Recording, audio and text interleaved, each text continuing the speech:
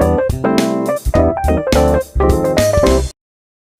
everyone, this is Pete, and welcome back to Atari A to Z Flashback, a series of explorations of the 150 games that make up Atari Flashback Classics for Nintendo Switch. Today's game is Miniature Golf for the Atari 5200. This is an unreleased title for the Atari 5200 that was originally set to come out in 1983. It was developed by Steve Baker, author of the also unreleased Micro Gammon SB that we saw a few weeks back. And this game, despite sharing a name with the 2600 game, is unrelated to the 1978 2600 version. This version actually started life as an Apple IIe game that used the system's high resolution mode. And when porting the game to 5200, Baker decided to use the 5200's high resolution mode as well. Now, the downside of the 5200's high resolution mode, much like the Atari 8-bit's high resolution mode, is that it's very limited in the colours it can display, but it does allow highly detailed visuals for the era. So it uses a 320 by 200 resolution, which was very high resolution for the time. But unfortunately, this lack of colour was the final nail in the game's coffin, and Atari is already a bit uneasy about releasing stuff for the Atari 5200 that wasn't sort of fast action arcade games with impressive graphics and so on. And so ultimately this game was canned along with Baker's other title, Micro Gammon SB, which is a bit of a shame really. But now we can still experience miniature golf for the Atari 5200 thanks to the magic of preservation. So let's go play miniature golf for the Atari 5200. Okay, here we are once again with Atari Flashback Classics, and today we're looking at miniature golf for the Atari 5200, which, as I said before, is no relation to miniature golf on the Atari 2600. So let's see what documentation we have, if any, since this is a unreleased prototype. Miniature golf is a 1 or 2 player game where your sense of timing and perceptiveness in judging distance will be put to the test. Okay, so this is all just copy pasted from the 2600 manual. Right, so there are some unique controls in this one though. So when it is your turn to hit the ball, use the counterclockwise and clockwise keys to position your club correctly. Once you have the desired trajectory, use the putt strength 1 to 9 keys to hit the ball with the corresponding strength. Yeah, so this was quite an interesting game in terms of controls, because it exclusively used the Atari 5200's keypad. So it didn't use a joystick at all. The entire thing was based on the keypad. Which is good because, according to most people, the joystick on the Atari 5200 sucks. So, any opportunities to avoid using it is a good thing. Alright, so how is that going to be implemented in here, though? I'm just going to have a quick look at the options. So, controls. So, controls during play is keypad. And we've got counterclockwise and clockwise assigned to the shoulder buttons on the controller. Okay, so that should make things a little more friendly to the Switch controller, since we don't have a keypad on here.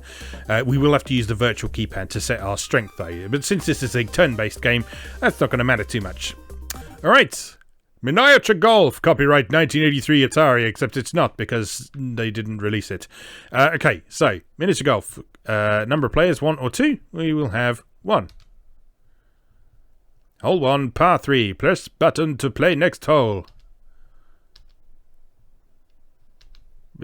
Which button? Any button? Any button. Good. Right. So, where the hell is the hole? That's a very good question, actually. Anyway, so I guess we want to avoid the wibbly-bobbly stuff up there. Maybe we want to bounce it around the corner. Alright, so let's give it 7. 7? 7. That's a horrible noise. Oh, I guess that's a water hazard then. Okay, alright, then let's take a more sensible route. Alright, 6. Much too hard. Okay, it's going to take a little while to figure out the power levels in this, I think. Let's try power level 1, just to calibrate ourselves. Power level 1 does not go very far at all. Okay, how about power level 2? That also does not go very far. Power level 4.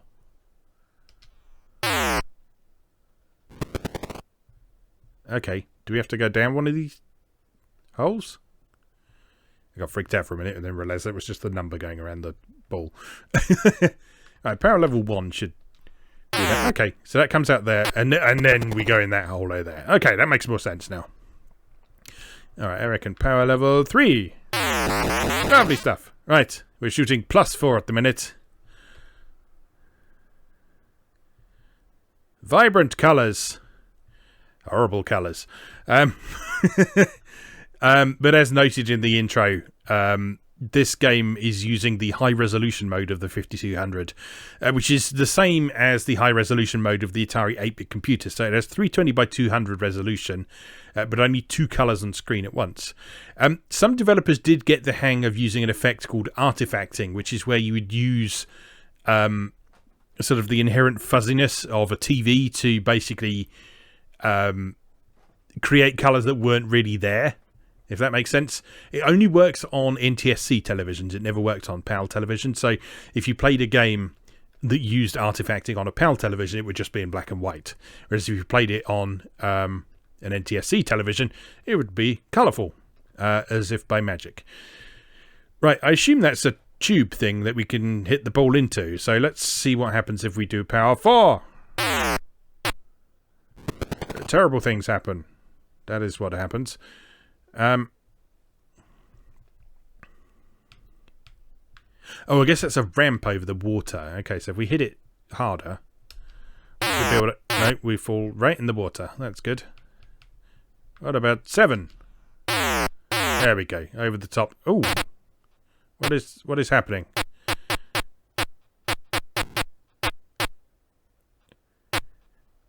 But that's interesting. There's obviously some sort of either slope or like magnetic attraction going on. Maybe that big U-shaped thing is a magnet. That was interesting, though.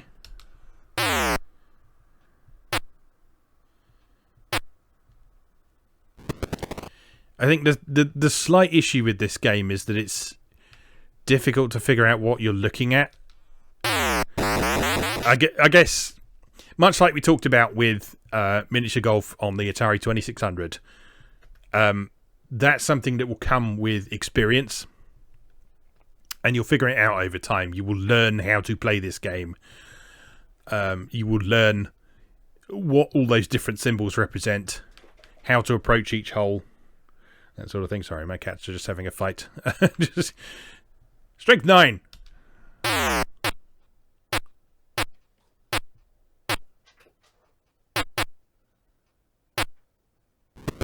Well, it could have been worse. I say my cats are having a fight. My cat Patty is chasing a moth, and said moth went near Meg, and so Patty was chasing moth, and Meg thought that Patty was attacking her, and oh, shenanigans. Shenanigans ensued. Right, let's try this. Nope. Oh, dear me.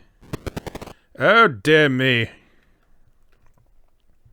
Alright, how about that way? With a strength of 7.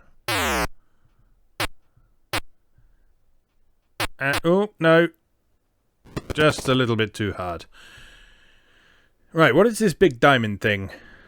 That is the question. Let's try strength 5. 6. I don't know what it was, but I got in the hole. Good. Hole 4. Now, there are 18 holes in this, unlike the Atari 2600 version, which only had 9. As I say, this version has nothing to do with the Atari 2600 version, so put that thought right out of your head right now.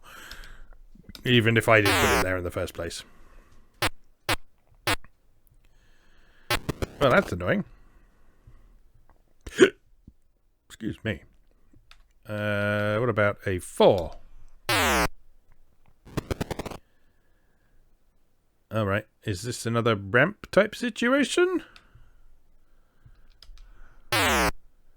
Yes. Okay, I'm starting to get this. Starting to get the idea. Starting to get the idea. Keyword, starting. Too hard. Much too hard. You need to get a feel for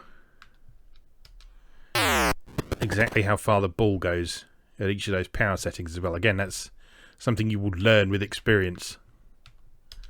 Oh, no. Not enough power to get up the hill. Alright, I guess we're going to have to twat it one. Up and over. There we go.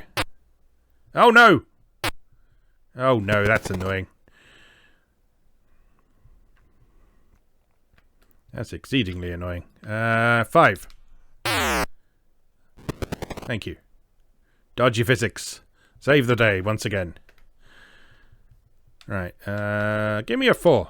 And in we go. Lovely, lovely, lovely. Shooting plus 11 after 4 holes. We're doing brilliantly, as you can see. Oh, God. What is this monster? All right. All right. It's under control. It's perfectly under control. What if I do this? That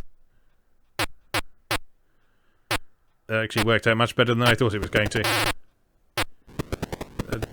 Worked out very well, in fact. Fair enough. Give me a 4. Give me a miss. Give me a 3.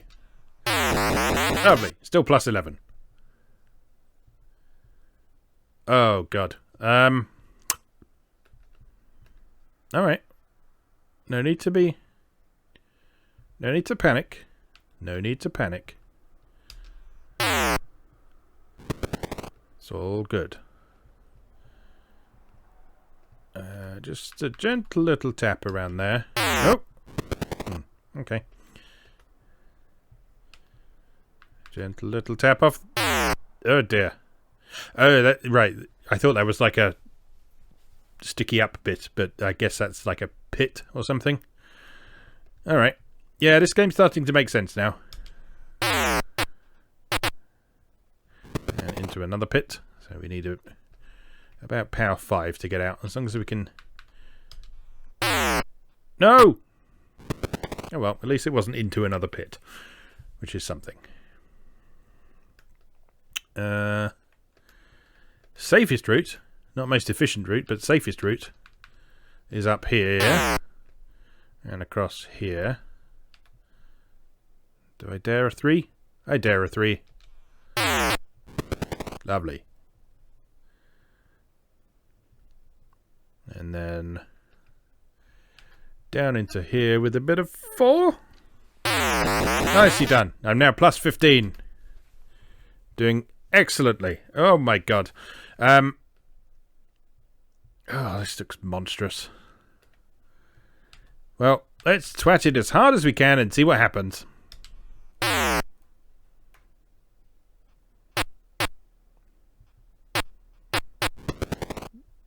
Pretty good, actually. I'm not going to complain at that result. Give me a 1. Maybe a 2 would have been better. Give me another 1. Thank you. And now just ping it off down here. Beautifully lined up. I may not be efficient, but I get the job done, damn it. Hole 8. We're nearly halfway. Oh, big pits. Huge pits. Twat it and hope.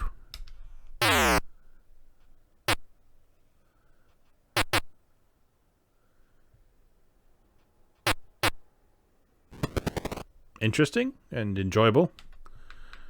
And not terrible. Go on, up and over. Ooh, so close. So close. But now I am back where I started. How frustrating. Alright, what if I told you this direction and 7?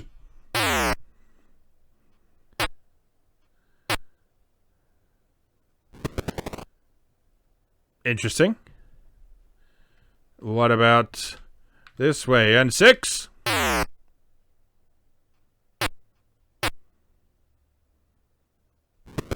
Okay. We can work from within the pit. Give me a 5. Perfect. And then a 1. No! How annoying. Plus 20. This is going swimmingly. I'm having quite a good time though. This is quite enjoyable despite the extremely simplistic presentation and those gaudy ass colours. This is actually quite fun. Give me a 5.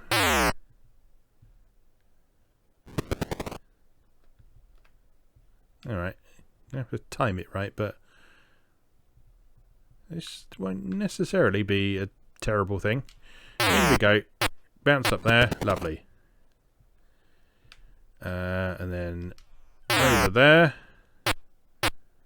Too hard. Oh no. It all worked out rather well. And then into here with a 3. Yes. Plus 20. Didn't get any worse. Didn't get any worse. We are now over halfway through. There's so many holes. Which hole is the correct hole, I wonder? Let's find out. With this shot.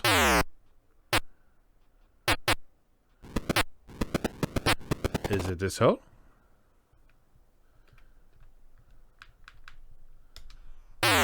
No. Is it this hole?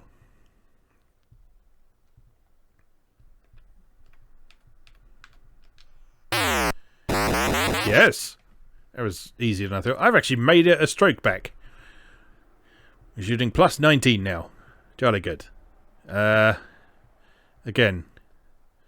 No idea which hole is the correct one, but we have a bit of pachinko action going on here. So, twat it and hope.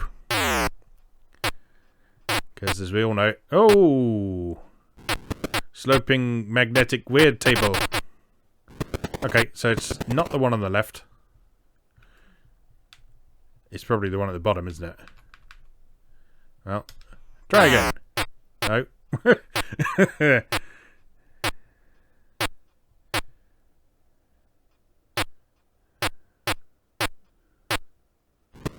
Okay.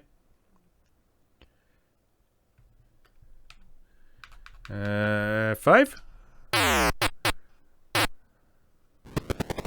I hope it's this one. Please be this one. It was that one. Good. Lost the shot though. There's a million holes again, but this otherwise doesn't look too awful. Hit it.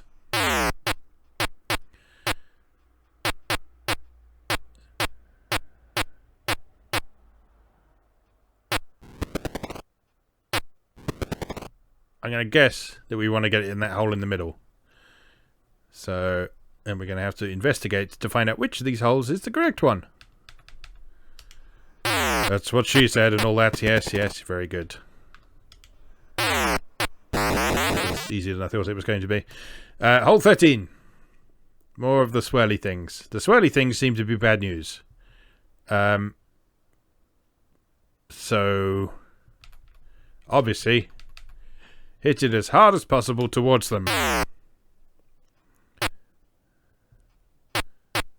Oh, that was nearly very nice. Okay, so the dotty ones are not solids, but the solid one is, oddly enough. How about that? Who'd have thought it? Alright, give me a 6.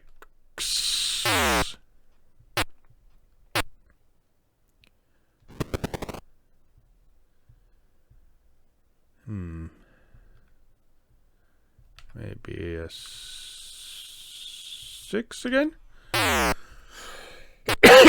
Oh no. Well, technically we're closer. Lovely shot. Still plus 19. Yeah. Okay, hole 14, par 4.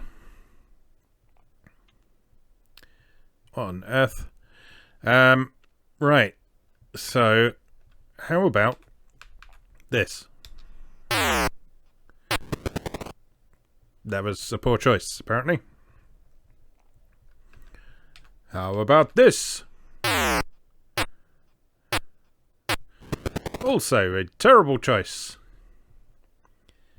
What about at an angle? We don't shoot up that slope at an angle. Oh, no, no, no. No, we don't do that kind of thing around here. Unless we hit it really hard up that slope. And then it goes back down the other side again. Oh, dear. Oh, dear. This is going to be a problem, isn't it? Let's try 7. Oh, we're through. We're through. We are through.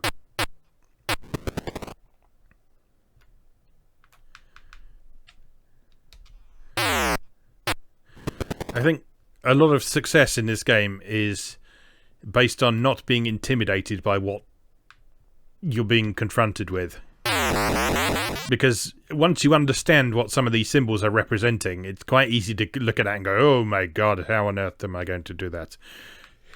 When in fact you can just go, oh, I'm going to hit it up here, and it'll roll round there, and then it'll come right back to where I started. Oh no. That was not bad. How about a bit of 5?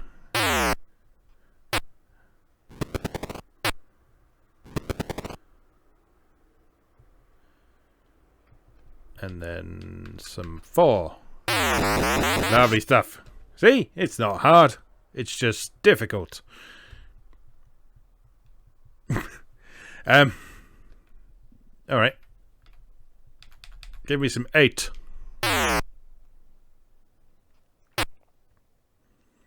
Too much 8. Give me some 7. No. Stay there. Stop. Thank you. Then a bit of 5 is usually enough to get up those. Just about. And then you can have some 4.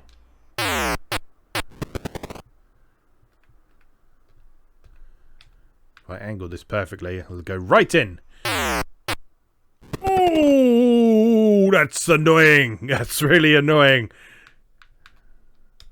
Because that was almost amazing. But it wasn't. Oh well. Well, that looks jolly awkward up there, doesn't it? Let's give it a bit of 7.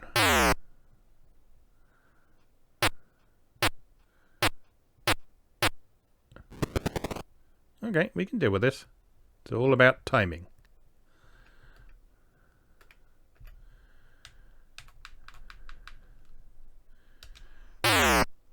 Beautiful. Absolutely beautiful. Trouble is, you can never quite tell if those are going uphill or downhill. So I don't have to. I need to apply more power here or less. Let's try less. That worked. Shooting plus 24. On the final hole. So let's see if we can enjoy victory as we shoot the ball into what appears to be a gaping anus. With a water hazard just above. Right then. Give it some 6. Too much 6. How about some 5? Suboptimal, but I'll work with it. Give me some 2. Nice. And then in theory... Nice. Nice. Come on. And into the bum hole to finish. Oh! Missed. Just tickled the ring piece. Just tickled it.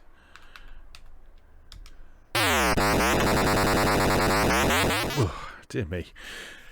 Right. That's pretty fun. Yeah, it's pretty good. I can sort of understand why that didn't get released, because if you compare that to other Atari 5200 games, they're a lot more arcadey and a lot more colourful. You can maybe see why Atari might have sort of raised their eyebrows at that a bit and thought, well, I don't know. But at the same time, when I was looking up some information on this earlier, there was an article on Atari Protos about it, which is a great site if you've never looked at it. But yeah, one of the things that they suggested was that if Atari had actually released Microgammon SB and this game onto the 5200 in a timely manner, it might have broadened the appeal of the console a bit. So, taking it beyond people who were just looking for arcade ports and looking for maybe some older players who were looking for something a little bit more cerebral, a little bit more challenging, and weren't as concerned with flashy graphics and sound effects and that sort of thing. But they chose not to do that. But thanks to the wonders of preservation, we can still enjoy these games today, and we can still play them with our friends and see what a good experience it would have been to play this with someone else. Yeah, I quite like to give that a go with a friend now, because I think it would be a lot of fun, and I think that would be more fun to play than the 2600 version. So the 2600 version is all right, but it's very primitive and it feels a little bit unfair in a few places. Whereas in this one, once you get your head around what the information on screen is trying to tell you, you can have a fairly even match against a friend with that, and sort of get a feel for the different power levels and the directions and what all the hazards do and that sort of thing. But yeah, I enjoyed that. That's decent game. Let's leave that there for today then. As always, thank you very much for watching, and I'll see you again next time.